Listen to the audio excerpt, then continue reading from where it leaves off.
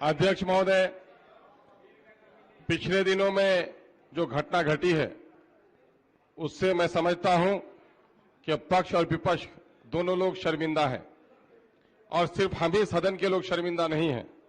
हम आसन की इज्जत करना, आसन के आदेश का पालन करना हमारा परम दायित्व है।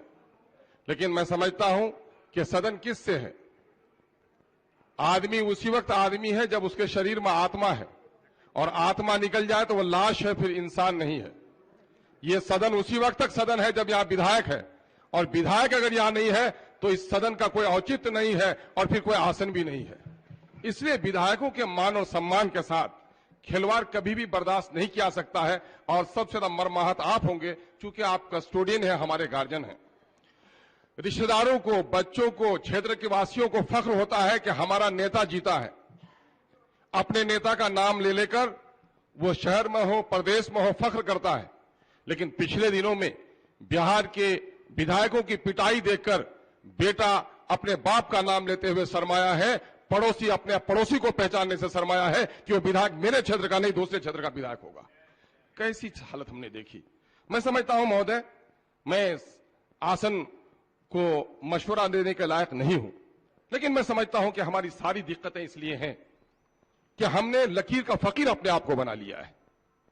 4 करोड़ का बिहार, 2.5 करोड़ का बिहार और 12 करोड़ के बिहार में हम फर्क महसूस नहीं कर पा रहे हैं। समस्याएं बढ़ी हैं, विभाग बढ़े हैं, इसलिए सदन का समय बढ़ना चाहिए। सदन का समय नहीं बढ़ने के कारण ये सारी दिक्कतें आ रही हैं। महोदय, हमने देखा है, और आपने भी अपने बच्चों के हाथ से कभी कभी बच्चे ने चाकू पकड़ लिया है तो चाकू अगर यूं ही छीनने की कोशिश की है तो बच्चों की उंगलियां कट गई हैं। लेकिन जब मां ने चाकू पकड़े हुए बच्चों के हाथों में खिलौना पकड़ा दिया है तो चाकू वाला हाथ उनका ढीला हो गया है और चाकू को छोड़ दिया है। मैं समझता हूं कि इस क्राइसिस से निपटने के लिए हमारे पास एक मौका था, और आप सर्वोपरि हैं। आप कह सकते थे कि ठीक है, सदन को 2 दिन के लिए, 3 दिन के लिए उबलते हुए पानी में चेहरा नजर नहीं आता, रोष और आक्रोश में सच्चाई दब जाती है। अगर आपने समय दे दिया होता, समय बढ़ा दिया होता तो शायद ये स्थिति पैदा नहीं हो सकती थी। मैं मशवरे के तौर पर कह रहा हूं। लेकिन मैं कहूंगा आखिर में कि इस बात को लेकर बहुत दिनों तक प्रेम किसी से कितना भी हो, हम मुर्दे को अपने घर में नहीं रह सकते, उसको दफनाने ही में भलाई हमारी है। तो उसको दफनाने का उपाय होना चाहिए। चूंकि सत्ता पक्ष में जो लोग होते हैं, कहा किसी कवि ने कि फलदार ही के दरख्त में होती है पत्थरों की चोट, न हो जिसको यह हौसला वो बेसमर रहे, यानी फल नहीं आएगा। जिनके गोद में बच्चे होते हैं उस महिला का आंचल गंदा होता है, जो निसंतान होती है उसके गोद को कोई गंदा नहीं करता। सत्ता पक्ष को चाहिए अपना बड़ा उदार दिल करे।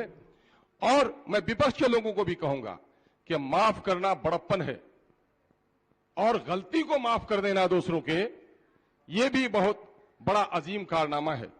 तो हम इन लोगों को मिटाएं। लेकिन एक बात आखिर में कह के जाऊंगा कि वक्त सबसे बड़ा मुंसफ हुआ करता है। अगर हमने पुलिस के उन बिगड़े हुए अफसरों की खैरियत नहीं ली, यकीनन कभी आपने नहीं कहा होगा कि विधायक को पीटो। मैं सरकार को भी नहीं कहूंगा कि सरकार का कोई मंत्री कहेगा कि विधायक को पीटो, नहीं। वो कहा जाता हां कहा तो हुलकूम पकड़ लिया। थोड़ा सा उनको कहा कि क्राइसिस को मेंटेन करो, मार्शल को मदद करो, तो मार्शल को मदद करने के बजाय जो पुलिस और नेता के दरमियान में दुश्मनी है, पुलिस ने इसको मौका माना। महोदय, महिला के साथ जो कुछ हुआ है तो मैं समझता हूं वो खेद का विषय है। पूरे सदन को खेद व्यक्त करना चाहिए। मैं समझता हूं कि पूरे सदन को खेद व्यक्त करना चाहिए और उस मुर्दे को दफना देना चाहिए, और हमारे सीनियर्स जो फैसला करें हम सबको सहमत होना चाहिए। आपका निर्णय आखिरी निर्णय होगा। अपने दिल के भरास को सब लोग मिटा लें। बहुत बहुत धन्यवाद।